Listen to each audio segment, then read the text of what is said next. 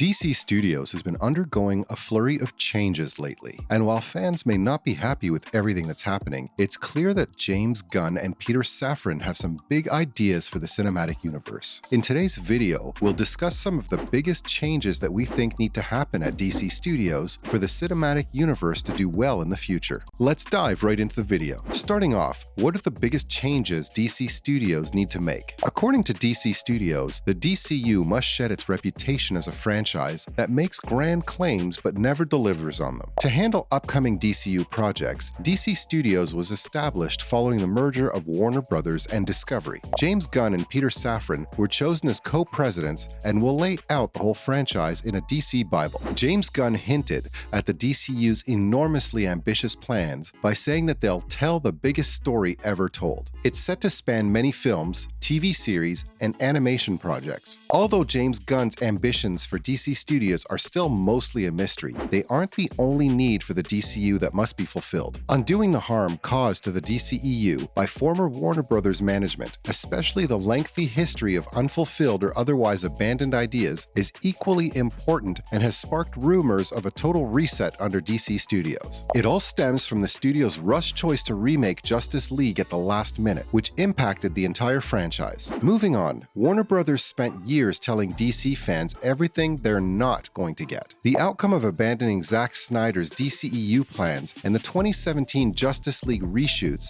set the previous Warner Bros. Management on a highly contradictory path of constantly downplaying public expectations. The studio's steadfast denials of the Snyder Cut's existence in the face of all evidence to the contrary were undoubtedly the best example, but there were others as well. In the wake of Justice League's failure, Ben Affleck and Henry Cavill's departure from the franchise also resulted in the absence of Batman and Superman in the DC universe. This is a scenario that the studio did little to nothing to rectify. Despite the increasing interest in Zack Snyder's planned Justice League sequels following the release of the Snyder Cut, Warner Bros. Quickly stated they had no intention of approving them. They also announced that the Ayer cut of Suicide Squad won't be made available. Plus, Warner Bros. Prevented Henry Cavill from playing Superman again for a long time, substituting him with cameos that covered his face until Dwayne Johnson pushed for Cavill's comeback in Black Adam. This entire strategy infuriated fans and slowed the development of the DCU since Warner Bros. Rejected practically everything DC supporters called for. Following up, Warner Bros.' old regime had no clear DC roadmap. It becomes evident that the prior Warner Bros. Leadership was never able to conjure a concept for the brand similar to Zack Snyder's while condemning the Snyder Cut as a storytelling dead end. Since the 2017 release of Justice League, DCU films have mainly been centered on them. While this isn't necessarily a drawback, there was never a sense that the brand was building toward a significant event that would thrill fans. One example of this was Peacemaker's Justice League appearance, which covered Superman and Wonder Woman and altogether skipped Batman and Cyborg, showing that Warner Bros. Had no idea where to go with DC's core group of characters. Ben Affleck's potential reappearance as Bruce Wayne in Aquaman in the Lost Kingdom is one instance where Warner Bros. Has even found itself returning to parts of Zack Snyder's films that they'd previously claimed to be moving away from. This further heightened the problem of Warner Bros.' inability to create a clear future for the DCU, which was first raised by the Justice League reshoots. There have been frequent changes in the studio's intentions for the DCU. Up next, DC Studios needs to re-establish confidence in the DCU. It's been established that Warner Bros.' poor public relations efforts are what led to the perception that DCEU never had a strategy similar to the MCU. The studio allowed the myth that DC was Marvel's underdog by never promoting Zack Snyder's planned 5-movie arc and the various spin-offs other DC filmmakers were directing. That issue was made more apparent by Warner Bros. Post-Snyder Cut decisions, as Henry Cavill's return as Superman in Black Adam was filmed only 1 month before the film's debut. DC Studios needs to increase interest in the DCU among viewers. While doing this, they also need to assure audiences that their slate won't be abruptly scrapped or reworked, leaving cast members and approved projects in suspense for years at a time. Plus, can DC Studios fix the damage of Warner Bros. Mistakes? James Gunn's reaction to the Ayer Cut campaign was a very positive indication that DC Studios is improving the DCU. In a way that didn't directly answer yes or no, Gunn acknowledged the fan campaigns for the Ayer Cut and keeping Legends of Tomorrow alive. Still, he left the door open for both options. Plus, Gunn thanked the fans fans themselves, saying that he and Peter Safran are receptive to the requests of many of them and extending an open invitation to all DC followers and mainstream moviegoers. Adil El Arbi and Bilal Fallah, the makers of Batgirl, have also stated that they'll meet with Gunn in the future. Gunn contacted them following the cancellation of their film. This suggests that El Arbi and Fallah would be interested in working on another DCU project. Leslie Grace,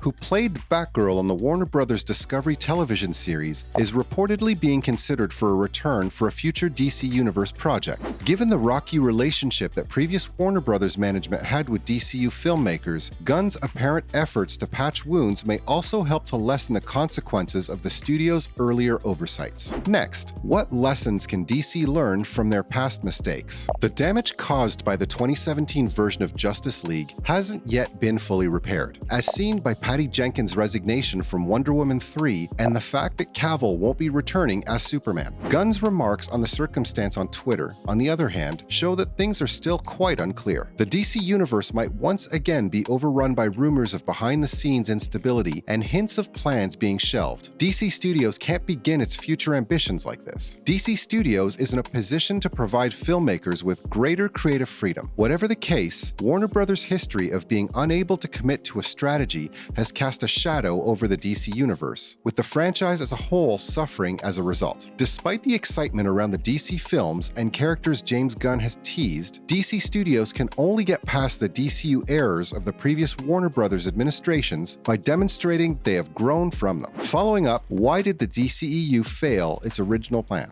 DC's failure stemmed from Warner Bros. Executives panicking and interfering with the films, ordering massive rewrites and reshoots for both Suicide Squad and Justice League. They also pushed Snyder out of the franchise entirely. This was despite the studio's initial claims that the DCEU would be director-driven. This led to a rocky start to the franchise due to low Rotten Tomatoes scores and a below-expectation performance at the box office. While the DCEU still employs filmmakers who provide their unique stamp to the films, ultimately, all of the films fall under a much more constrained range of tones and subjects that are aimed at more general audiences. Warner Bros. Continued to lose trust in its filmmakers, and even after Justice League was a box office fiasco, studio management continued to meddle in the films, most notably by requesting rewrites and reshoots for Birds of Prey and the Fabulous Emancipation of One Harley Quinn. With the Suicide Squad, James Gunn was infamously given competitive creative control, but the DCEU's track record of stifling its filmmakers still makes us wonder what the future will be like. Snyder preferred to concentrate on directing and was never in an official studio capacity comparable to Kevin Feige's Marvel Studios job. That said, he did develop the world, having a significant influence on the DCEU strategy and produced previous DC movies. And so, although having much creative freedom in the early stages of the DCEU, he had far less power to resist later requests to alter the Justice League. Moving on, will James Gunn's new role fulfill the original DCEU vision? The studio's decision to employ a real filmmaker to occupy a position often held by executives with little writing or directing expertise is one of the most startling aspects of Gunn's appointment as one of the DC Studios co-chairs. The tension between executives and creators has long been one of Hollywood's most infamous issues, since executives often hold all the power. With a filmmaker like Gunn being in charge now, DCU directors will have a far greater ally than in the past. The Guardians of the Galaxy and the Suicide Squad are only two examples of Gunn's work, but anybody familiar with his pre-Marvel movies knows he has a far wider range of styles. Gunn has also served as a producer on films that don't follow his known aesthetic, such as Brightburn, a dark retelling of Superman. Warner Bros. Made a daring move by appointing James Gunn as the co-lead of a studio. You don't place a director in an executive position at a studio unless you want someone with James Gunn's sense of cinema.